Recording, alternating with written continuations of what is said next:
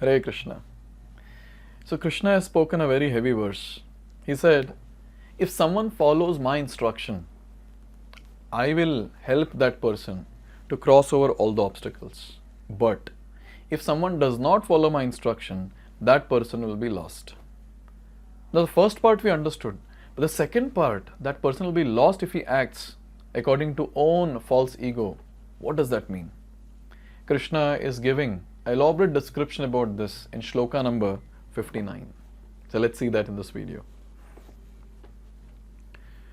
Yad ahankaram ashritya na yotsya iti manyase maityaisha vyavasayaste prakritis tvam niyokshyati. So here Krishna is saying, Yad ahankaram ashritya na yotsya iti manyase.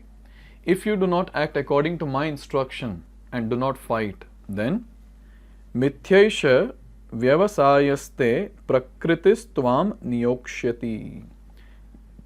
You will be falsely directed. Mithyaisha vyavasayaste. And by your own nature, prakritis tvam, by your own nature, you will have to be engaged in warfare. Niyokshyati. So here Krishna is saying, see, I am asking you to fight. And you are saying, I will not fight. But Arjuna, let me tell you, you will fight because your nature is to fight. And at that time, when you have ignored my instruction and when you will fight with Bhishma and Drona, at that time, I laugh. This is the internal meaning that is there in this shloka.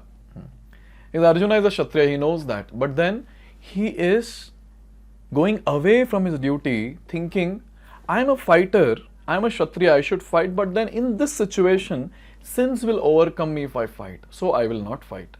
I cannot kill my teacher, Drona. I cannot kill my grandfather, Bhishma. So I will not fight. But then, nature of Arjuna is to fight. So Krishna is saying, Bhai, if you don't fight now, surely you're going to fight in future. And same people only you're going to kill.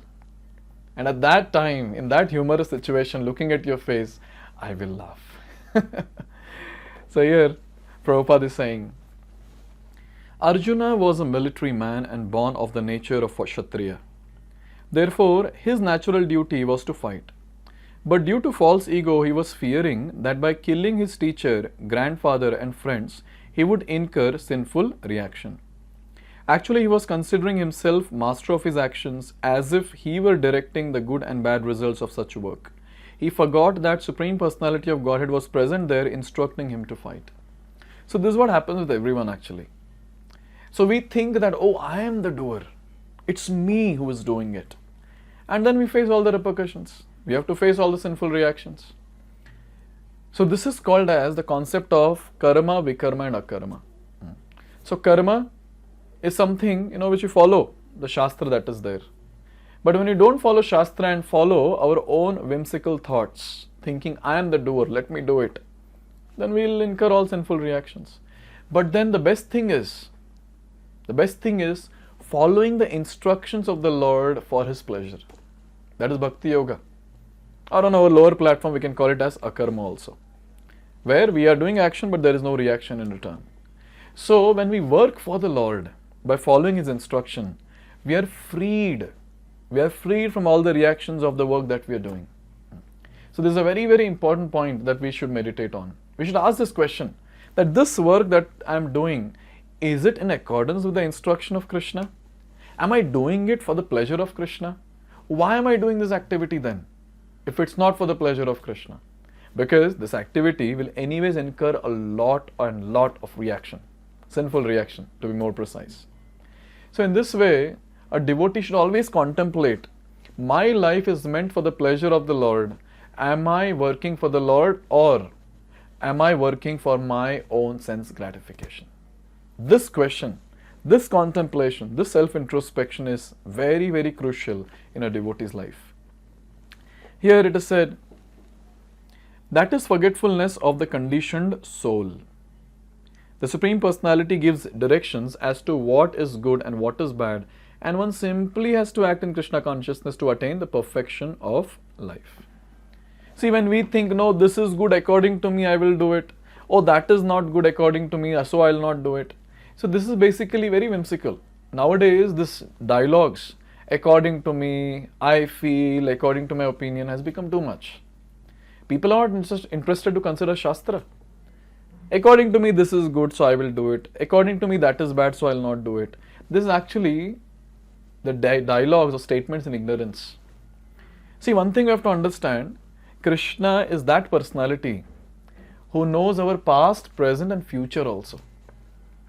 So when Krishna is telling us something through the Bhagavad-gita or through the medium of spiritual master, we have to understand that is the best of the best plans of the Lord. We should be very clear about this point. That is the best plan that Lord has given to us. And when we are planning, what do we consider? We consider our past experiences and our current situation. And based on past experiences and current situation, we decide what we are supposed to do. But then there is a flaw here. We don't know what's there in the future. We can just think of or just speculate or guess. But Lord knows it for sure. So His plans are the best. And why His plans are the best? Obviously He knows the future. He knows our past, not just past life, but He knows all our past lives. He knows everything. But along with that, He is our most intimate friend. He is that personality who is there with us all the time. So His plans are the best. There is no question of thinking, oh, maybe Krishna might also commit some mistake in His plan. No, He is not a mortal being like us. He is Supreme Personality of Godhead. He is Chitghan, completely spiritual personality. So this is a very important point to note, that Krishna's plans are the best. We have to just follow it. Just follow it without thinking twice. Here it is said, no one can ascertain his destiny as the Supreme Lord can. Therefore, the best course is to take direction from the Supreme Lord and act. No one should neglect the order of the Supreme Personality of Godhead or the order of the Spiritual Master who is a representative of God. One should act unhesitatingly to execute the order of Supreme Personality of Godhead that will keep one safe under all circumstances. So the best thing that we can do is just live our life in accordance with the plan given by Krishna. Just execute the plan of Krishna. Life will be very blissful. Because there is no tension only. No tension of planning, no tension of thinking. So Krishna will shower His mercy when we are executing His plan. In fact, when we just meditate on Krishna's instruction, you know what will happen? We'll get empowered. Sometimes people say, oh, this is such a difficult instruction, how can I follow? Okay, no problem, just meditate. Just meditate on this instruction. Okay, Krishna has told this particular thing. I want to execute, but now I'm feeling that I'm not qualified. If we can just meditate on the instruction, with time what will happen is we'll get empowered. And when we get empowered, it will be easy for us to execute the instruction.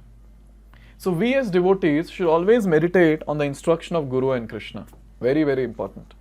And when we do that, we will get that empowerment, we will get that strength to execute that instruction, even if initially it was seemingly impossible. So it's very important that we devotees, all the time who are engaged in devotional service, or at least trying to be engaged in devotional service, should contemplate on this topic, that this activity that I'm doing, is it in accordance with the instruction given by Guru and Krishna or not? If yes it is, then we do it. If it is not, we don't do it. So all these different concepts that we're discussing will become very clear to us. As of now it's theory, in this video. But then it will become a realization for us when we receive the mercy of the Lord. And how to receive the mercy of the Lord? By following His instruction. And what are those instructions? Prabhupada has made it very simple for all of us. Chant minimum 16 rounds of Hare Krishna Mahamantra. Minimum 16, he said. Follow the 4 relative principles. No meat eating, no gambling, no illicit sex, no intoxication. And read Bhagavad-gita, Srimad Bhagavatam and other Vedic scriptures which are given to us. Hear from the realized souls. Do some practical devotional service like preaching, deity worship and other things. And when we are engaged like this, the mercy will flow. And this theory that we are learning will become realization. And when it becomes realization, life is blissful. The devotee will execute the instructions of the Lord with a lot of bliss. and not thinking it as a burden. So in this way, Krishna has made it very clear, very clear to all of us that we have to follow his instruction, and if we don't follow his instruction, who will be in loss? Lord or us? It's not Lord, it's us for sure. We will be in great loss. So in this way, Krishna has spoken a lot of wonderful things till now. And now, in the next shloka, Krishna is going to continue the same theme, warning Arjun that if you don't follow my instruction, anyways you're going to fight, and at that time you will feel embarrassed. Let's see this in the next shloka, in the next video. Hare Krishna.